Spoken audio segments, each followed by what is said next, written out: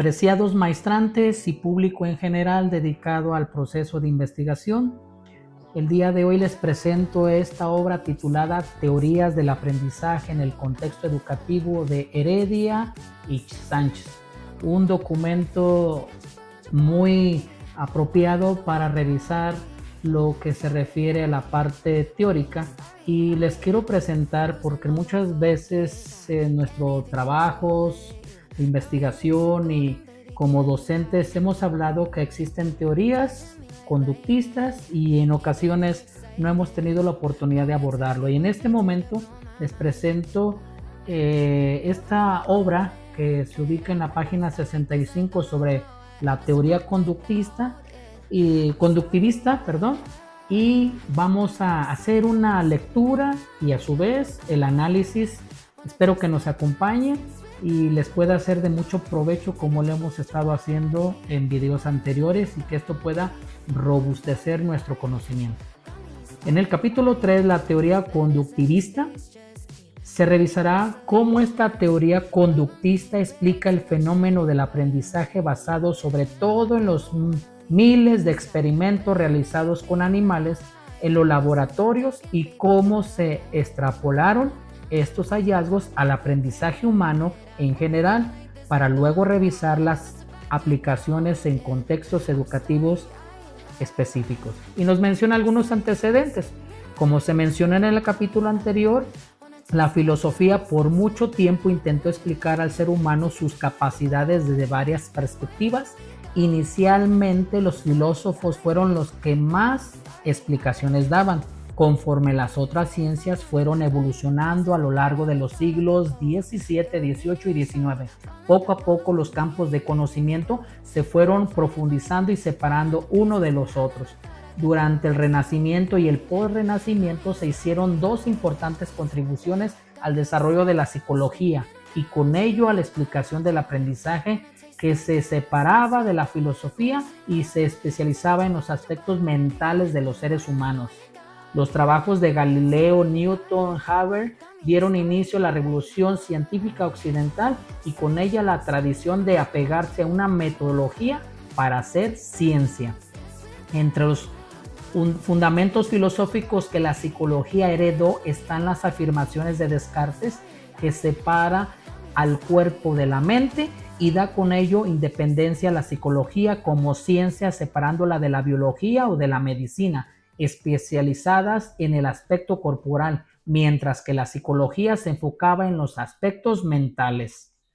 Los primeros estudios de la psicología experimental fueron sobre el funcionamiento del sistema nervioso, realizado por varios científicos, entre Robert y Frank Coy, y dice que la filosofía sensorial fue otro campo que avanzó al experimentar en el conocimiento del sistema nervioso central, y nos hace la mención de varios de ellos, como fue medir la velocidad del impulso nervioso por Luigi Galvani, y que habían trabajado en experimentos con ranas, construyeron aparatos que podían medir pequeñas cantidades de electricidad, lo que dio a pie a estudiar la mente gracias a las propiedades físicas del cuerpo. Como también se mencionó en el capítulo anterior, la ciencia siempre ha seguido un camino lleno de avances y retrocesos, de avances paralelos y de interconexiones que ocurren en forma simultánea en lugares distantes y por diferentes científicos. A pesar de todos los esfuerzos encaminados a posicionar a la psicología como ciencia, esta es reconocida como tal con Wilhelm Wundt. Es importante recordar que en un experimento científico se somete a un grupo a cierto tratamiento controlando rigurosamente las condiciones del ambiente, mientras que a otro grupo similar no se le somete al tratamiento para estar en posibilidad de comparar los resultados en ambas condiciones controladas por el investigador y, de esta forma, aislar lo más que se puedan las variables que se estudian. Para Wilhelm, en el 1876, en la Universidad Leipzig, le asignó un espacio a su equipo en el laboratorio. El curso se impartió en dicha universidad sobre la psicología fisiológica, en el cual presentaban demostraciones y experimentos. Poco a poco el equipo de laboratorio aumentó y se realizaron varios experimentos no ligados a su cátedra que marcaron el inicio de la psicología como ciencia. Se puede decir que sus aportes más importantes fueron los conceptos de sensaciones y sentimientos para describir los cambiantes y complejos procesos mentales ligados a la percepción de diferentes estímulos. Guth utilizaba algunos principios químicos para experimentar el funcionamiento de la mente. Para pasar a uno de los precursores como Dewey, otro importante psicólogo, quien dirigió por varios años la Facultad de Filosofía, en su teoría sobre la forma en que se responde a los estímulos, sienta las bases para la ulterior teoría conductista, en tanto que expresaba la necesidad de centrarse en la observación de la conducta. Para Edward, por su parte, en la Universidad de Colombia, empezó buscando en niños de 3 años signos que le permitieran identificar sus pensamientos al mirar sus rostros en condiciones de juego. Sin embargo, la escuela le pidió que dejara de leer las mentes de los niños y se vio entonces obligado a buscar la conducta inteligente en los animales. Sus primeros experimentos fueron con pollos que tenían que buscar la salida del gallinero a través de un pasadizo largo. Tiempo después cambió los pollos por gatos ante la facilidad de trabajar en cajas, problemas y de su manejo con mayor limpieza. En el experimento de Thorndike, cuando el gato aprendía a abrir el cerrojo, su conducta era más rápida y dirigida. Llamó a esto la ley del efecto. Estos hallazgos dieron pie a la teoría conductista.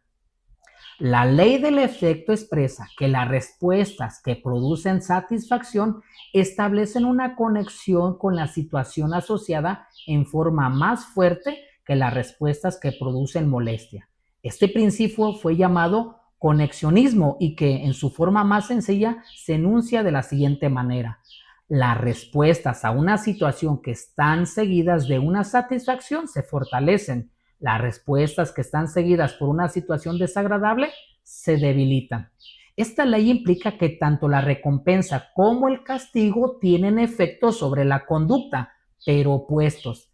En los experimentos de Thorndike demostraban que a medida que el gato o el organismo ganaba experiencia en la situación, repitiéndola más veces, la práctica permitía que la ejecución mejorara. Llamó a esto la ley del ejercicio, que se puede parafrasear así: las conexiones entre el estímulo-respuesta que se repiten se fortalecen. Las conexiones estímulo-respuesta que no se utilizan se debilitan.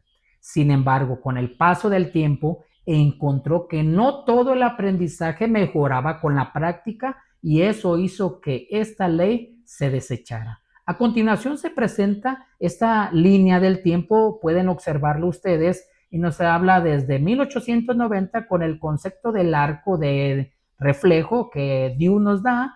Posteriormente, en 1900, la escuela y la sociedad de Dewey, y para casi los números 1920, el discurso presidencial de la APA de Gumhur y las mediciones mentales de Thorndike. Bien, ahora en la parte 3.2 de los conductistas, se puede decir que el conductismo propiamente dicho ha pasado por 3 etapas: su nacimiento y difusión, caracterizada por un subjetivismo antimentalista, lo que se le llama conductismo clásico, siendo Watson quien sentó sus bases. La segunda etapa fue de la teorías de los 50, en donde el conductismo tenía un objetivismo positivista. En este periodo se pueden ubicar autores Edwin, entre otros más. Finalmente, la etapa de crisis es cuando se empieza a reconocer que el organismo tiene que procesar la información en su interior, lo que le permite establecer una relación entre estímulo, respuesta y consecuencia. Esta etapa se reconoce que, aunque el procesamiento mental se puede observar, existe. Y aquí está ejemplificado en este diagrama. Ahora bien, para Watson, el primer conductista fue, sin lugar a dudas, Watson. En su disertación doctoral buscaba la relación entre la compleja conducta de las ratas de laboratorio de diversas edades y el desarrollo de su sistema nervioso central. Una vez obtenido el grado doctoral, se quedó a trabajar en la Universidad de Chicago, donde había estudiado.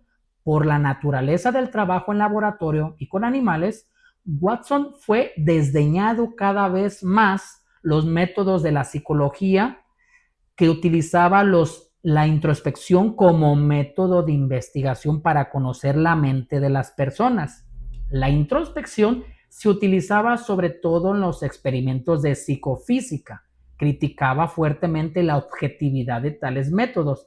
Después de muchos experimentos, no solo con ratas, sino también con palomas, chimpancés, pollos, perros, gatos, ranas y peces en ambientes artificiales y naturales, se podía considerar un verdadero psicólogo comparativo y experto en la conducta animal. En los hallazgos de todos los experimentos de Watson, él publicó en la revista Psychology Review un detallado ensayo que llamó Manifiesto Conductual. En él exponía que la psicología debe ser una rama puramente objetiva y experimental. Su meta teórica debía ser la predicción y el control de la conducta. Mencionó que la introspección no era parte de su metodología y que los hallazgos de la conducta animal pueden ser transferidos a la compleja conducta humana. Desde su promulgación, esta postura tan tajante tuvo muchas críticas. No obstante, durante más de 40 años dominó la psicología norteamericana. Watson conoce la obra de Pavlov e intentó condicionar los temores o conductas de miedo. Uno de sus experimentos más conocidos y criticados fue condicionar la reacción de miedo a un sonido fuerte con una rata de peluche de un niño de 11 meses de edad. Posteriormente, se fue transfiriendo el temor a otros objetos peludos. Después de algunos meses, estos experimentos, la madre del pequeño intervino y ya no permitió al equipo seguir trabajando con el bebé. Sin embargo, con este experimento se establecía que la asociación de estímulos puede condicionar las respuestas afectivas con el temor. El acento en el análisis de hacia los estímulos que eran controlados por el medio, la conducta observable del organismo. Finalmente, en la asociación entre ellos, llegó a la conclusión de que el pensamiento no era más que una conducta de verbalización del sujeto consigo mismo, que incluso al pensar había movimientos en las gargantas de las personas. Watson utilizó como unidad básica el hábito estímulo-respuesta, como aparece ER, sus siglas, y lo extendió a todo el aprendizaje humano. Además, anunció varias leyes. La ley de la frecuencia, que señalaba la importancia de la repetición, la cual se puede referir como entre más frecuentemente se asocie un estímulo y una respuesta, mayor será el hábito entre estímulo-respuesta. La ley de la recencia destacaba la importancia del momento. La respuesta que más recientemente ha ocurrido después de que se produzca un estímulo determinado es la que con más probabilidad se asociará con este estímulo. Ante esta ley establece que el ambiente debe cuidar la forma en que se dan las consecuencias. Por ejemplo, lamentablemente, la conducta del berrinche en los niños es frecuentemente reforzada por los papás, lo que hace que se repita debido a la reacción que el padre o madre presentan. Un niño le pide una golosina a su madre. Si su madre se niega, el niño comienza a llorar, grita y patalea. Con tal de que el niño deje de hacer esto, la mamá accede a dar la golosina al niño. Esa es la consecuencia del berrinche. Por lo tanto, no es de extrañar que el niño vuelva a pedir una golosina con llantos y gritos. De ahí la importancia de atender a las consecuencias inmediatas de cada respuesta. Y como se verá más adelante, todos estos hallazgos se fueron acumulando para construir el cuerpo teórico de esta corriente. Para Pavlov, por su parte, otro importante científico, trabajaba experimentos más relacionados con el sistema nervioso al estilo psicofísico, el ruso. Durante sus experimentos, Pavlov y sus colaboradores observaron con mayor atención que ciertos perros, los jugos gástricos y la salivación se segregaban en momentos diferentes de cuando eran alimentados. Se dieron cuenta que con frecuencia los perros salivaban al ver un tazón o incluso cuando escuchaban las pisadas del personal del laboratorio acercándose. Para conocer mejor esta respuesta, Pavlov utilizó una variedad de estímulos que podían ser condicionados al asociarlos con la alimentación, tales como los sonidos emitidos por metrónomos, zumbadores y estímulos táctiles y térmicos. En un primer momento, estos estímulos eran neutros, porque no tenían la capacidad de provocar la respuesta refleja de salivación, pero al asociarlos con la alimentación, se convirtieron en estímulos condicionados, siglas S. Es importante conocer que las respuestas reflejadas son de tipo involuntario, hasta cierto punto automáticas. Posteriormente, Pavlov hizo estudios sobre las respuestas fisiológicas del organismo en donde la voluntad o la conciencia no están presentes.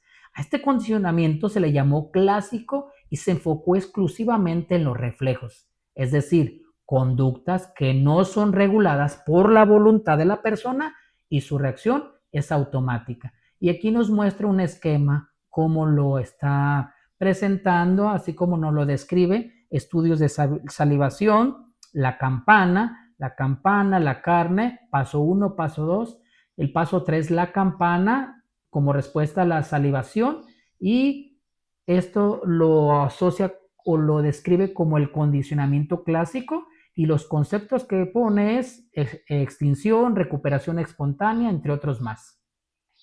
El condicionamiento clásico puede ser aprovechado en tanto que permita asociar respuestas involuntarias y reflejas con estímulos neutros que adquieren la facultad, una vez condicionados, de provocar esas respuestas. Para Skinner, el psicólogo que probablemente haya tenido el más alto impacto en la psicología contemporánea, quien redondea la ya abundante teoría conductista, al igual que sus contemporáneos. A partir de los experimentos que se realizaban con animales, Skinner construyó una caja en la que colocaba un animal, rata o paloma, hambriento. El animal al principio emitía conductas arbitrarias que lo acercaban a la meta.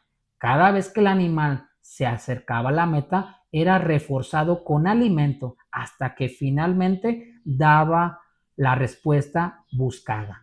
Cada vez que el alimento reforzaba la conducta, presionar la palanca o picotear el disco, la probabilidad de que la misma conducta se volviera a dar se incrementaba. El esquema de este tipo de reforzamiento es sigla CR, reforzamiento. El animal opera sobre su ambiente para obtener la recompensa del alimento. De ahí viene el nombre de condicionamiento operante.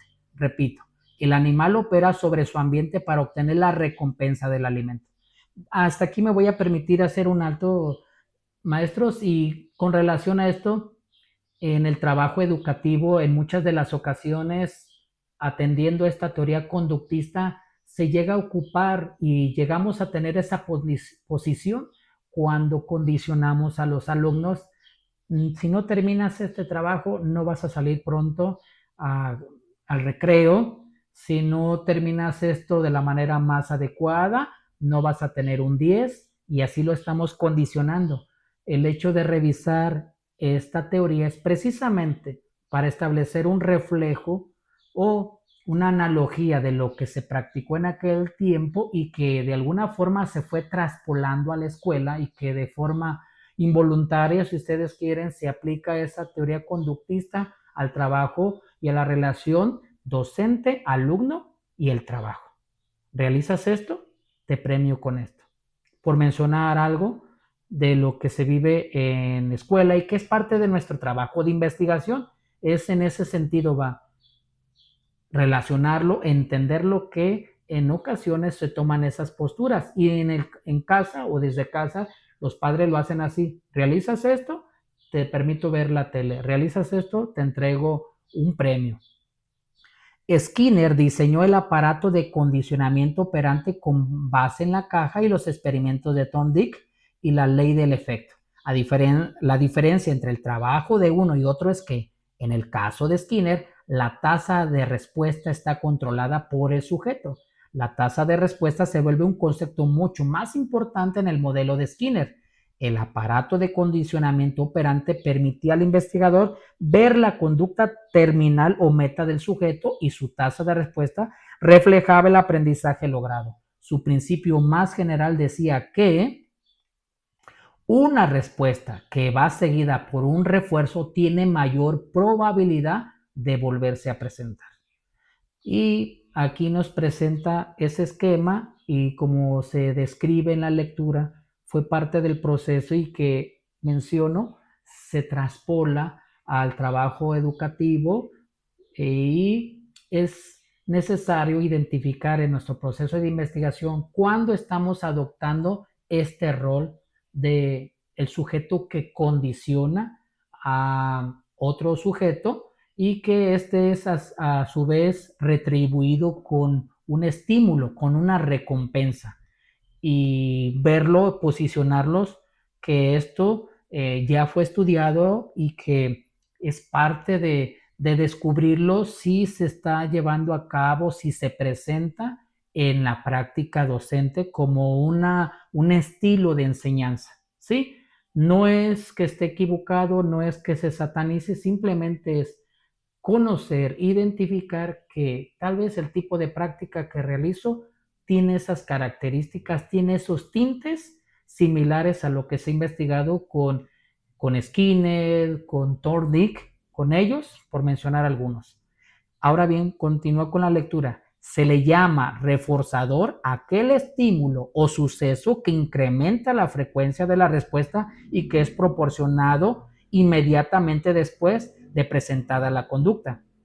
Para cada persona los refuerzos pueden ser diferentes o provocar una intensidad diferente de respuesta. Y en este cuadro lo concentra y lo titula: hay reforzadores primarios y secundarios.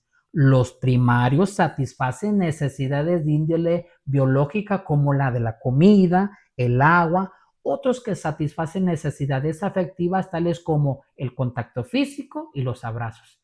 Y los reforzadores secundarios son aquellos que han sido condicionados previamente, por ejemplo, las alabanzas, las buenas calificaciones, el dinero.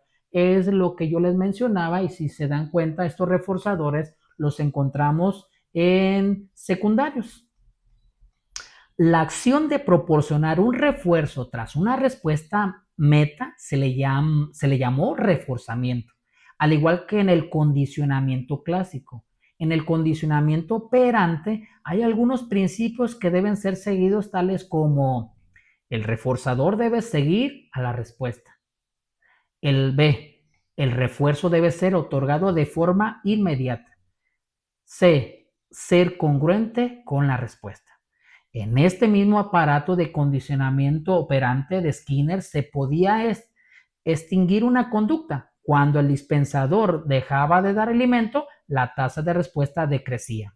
Otras operaciones que se podían observar era la recuperación espontánea y el condicionamiento. Y tal vez aquí lo podemos asociar cuando un alumno o como hijos se hace una actitud, una respuesta no positiva y entonces el padre deja de premiar, el docente deja de otorgar algunas prebendas o en este caso que se le pueda premiar, dejarte salir más tiempo al recreo, dejarte salir antes, el padre de familia, dejar de ver la tele, no otorgarte un permiso para esto y con la intención, como dice aquí, de decrecer esa respuesta porque sería de alguna forma negativa. También se analizaron los efectos de la privación y la saciedad. Otro hallazgo fue la descripción de conducta supersticiosa, la cual surge cuando se otorga un reforzador de modo aleatorio y no asociado a una conducta específica. Debido a esto, el sujeto asocia el refuerzo a cualquier respuesta que se presenta previa al reforzador y le atribuye cierto poder a tal respuesta. Otro hallazgo de la teoría conductista es el modelado y las aproximaciones sucesivas. El primero consiste en mostrar la respuesta meta frente al sujeto, mostrándole también el reforzamiento a esa conducta, esperando que éste la imite. El condicionamiento por acción, antes, en esta parte de lo que se refiere a la respuesta por modelado. ¿Cuántas veces en el trabajo de clases primero realizamos una actividad, la modelamos para que se haga de esta forma? Tanto puede ser un trabajo como un comportamiento, una actitud para que los niños la imiten, tratando de reforzar que eso es lo más adecuado o lo que se requiere. Insisto, el analizar esta teoría conductista es poder identificar en nuestro trabajo de investigación si nosotros recurrimos a este tipo de actos, si modelamos, si premiamos, si reforzamos, estaremos cumpliendo con algunos tintes del rasgo de conductista. Y menciona el otro, el condicionamiento por aproximaciones sucesivas consiste en enseñar una nueva conducta al sujeto, reforzando todas las conductas que eventualmente lleven a la conducta terminal. Aquí, de alguna manera, como nos menciona que orilla hacer el cambio, la modificación de ser, como puede ser las cuestiones de los valores, como puede ser el comportamiento, como aquí se va entretejiendo y nos lo está mencionando, que es de aproximación. Continúo con la lectura. Todos estos hallazgos fueron publicados en La conducta de los organismos de 1938.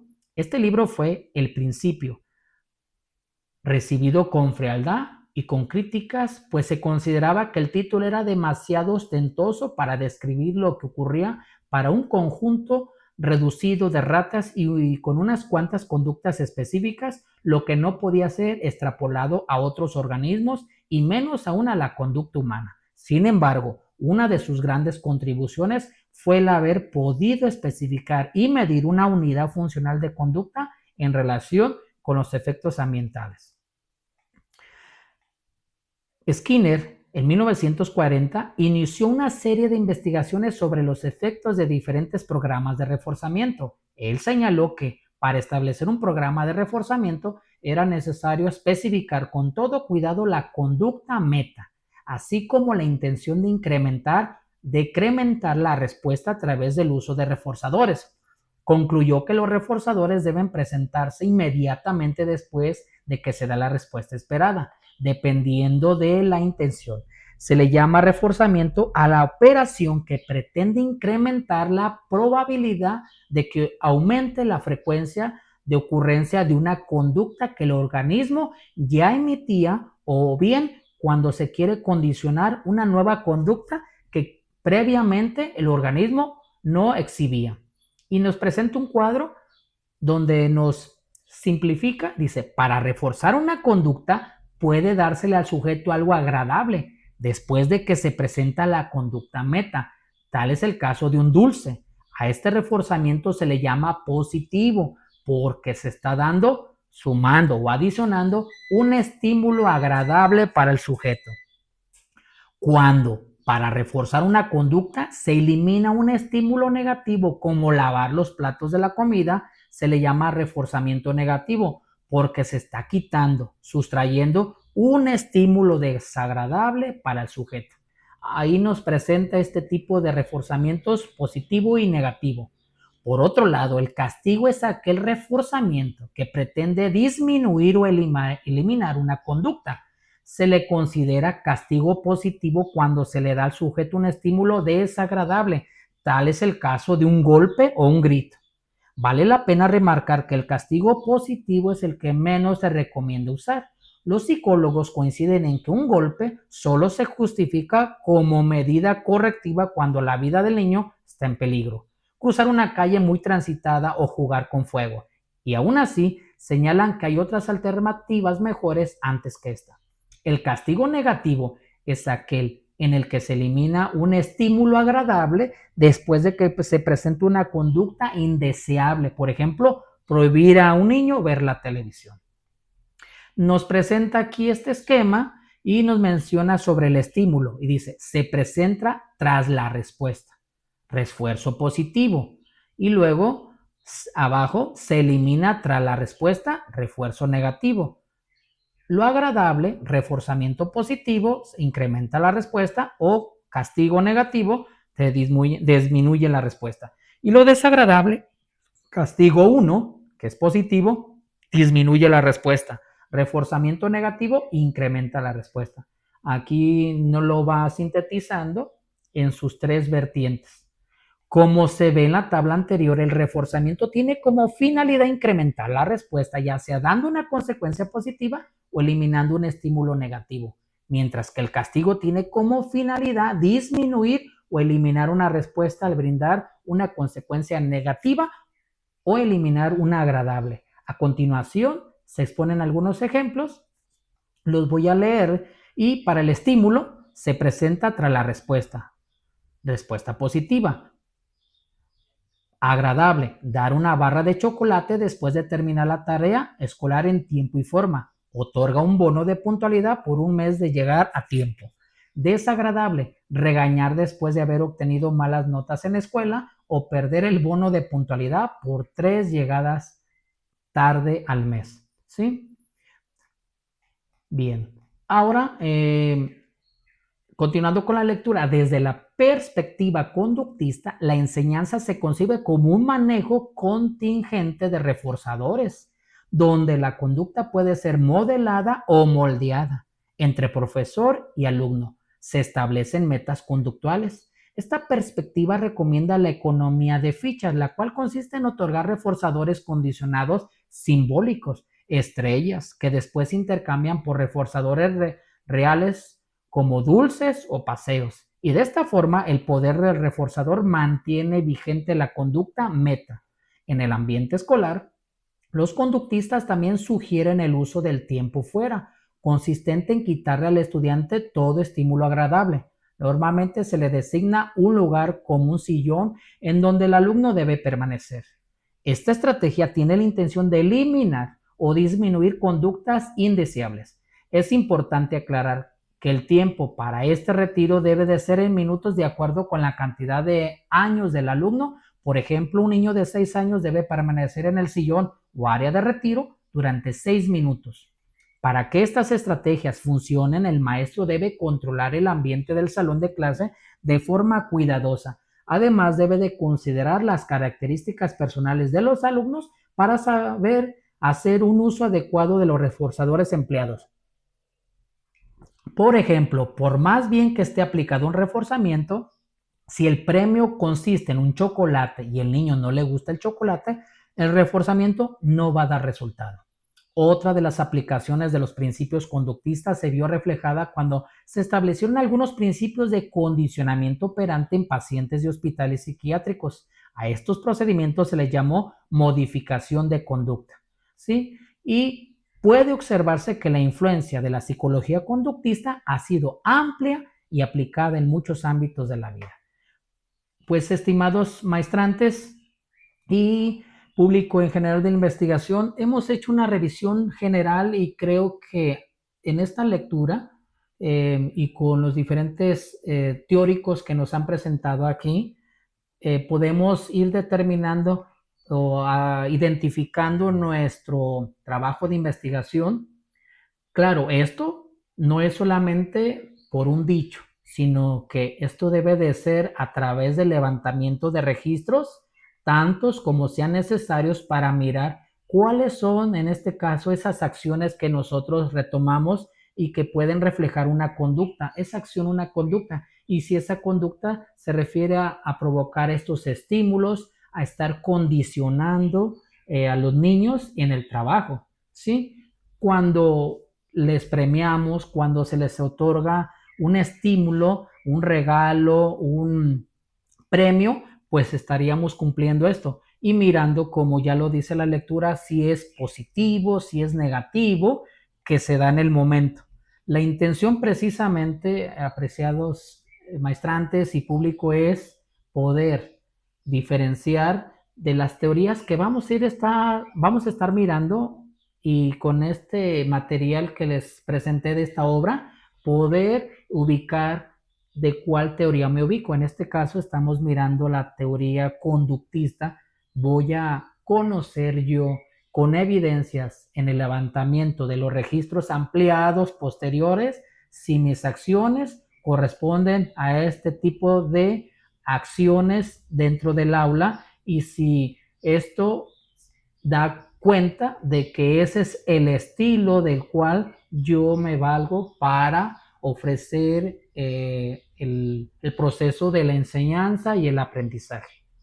Reitero, no significa que estemos equivocados, sino más bien lo que se pretende es identificar ese tipo de estilo de práctica para después transitar a las nuevas propuestas que hoy la nueva escuela mexicana nos está proponiendo y que de esta renovación de programas de estudios nos acerquemos a las solicitudes que el mismo plan describe cuál debe ser el estilo de aprendizaje en la actualidad para los nuevos docentes que estén en funciones en los grupos. Sin más preámbulos, les agradezco mucho y les invito a que nos sigan, que nos expresen sus comentarios y que en ellos puedan decirnos si están de acuerdo o en este caso cómo les apoya identificar las teorías conductistas. Síganos y compartan con sus compañeros maestrantes o docentes. Gracias.